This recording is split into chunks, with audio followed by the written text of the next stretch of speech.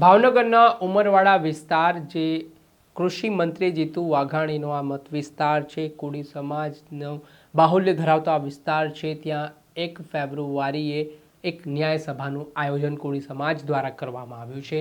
આ ન્યાય સભાનો હેતુ છે કે થોડાક દિવસ પહેલાં બગદાણાના જે કોળી સમાજના આગેવાન છે નવનીતભાઈ બાલધિયા, તેમના પર જે હુમલાનો બનાવ બન્યો હતો તેના કારણે આ ન્યાય સભા મળવાની છે। ત્યારે નવનીતભાઈએ શું અપીલ કરી લોકોને, વિગતે વાત કરી।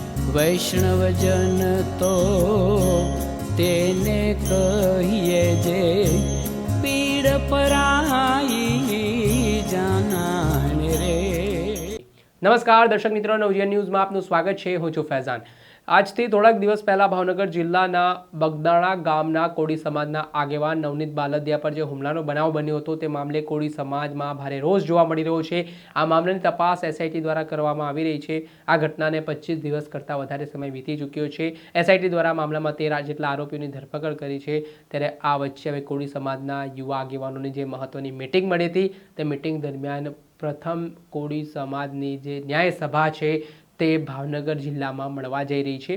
ભાવનગરના ઉમરવાડા વિસ્તારમાં 1 ફેબ્રુઆરીના રોજ આ ન્યાય સભા મળવાની છે, જેમાં એસઆઈટીની કામગીરી તેમજ જે આ ઘટનાક્રમને લઈને મુખ્ય આરોપી સુધી પોલીસ પહોંચે અને આ કેસમાં કડકમાં કડક કાર્યવાહી થાય અને ન્યાય મળે તેવા ઉદ્દેશ્ય સાથે આ સભા બોલાવવામાં આવી છે, જેને લઈને આ કોળી સમાજના આગેવાન નવનીત બાલધિયાએ પણ કોળી સમાજના લોકોને મોટી સંખ્યામાં ઉમટવા માટે અપીલ કરતા શું કહ્યું તે સાંભળો।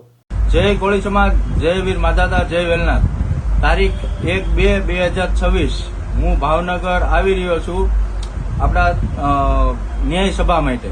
તો દરેક આપણા સમાજના આગેવાનો મિત્રોને જણાવું છું કે દરેકે ન્યાય સભામાં આવવા વિનંતી અને મને ન્યાય અપાવવા માટે।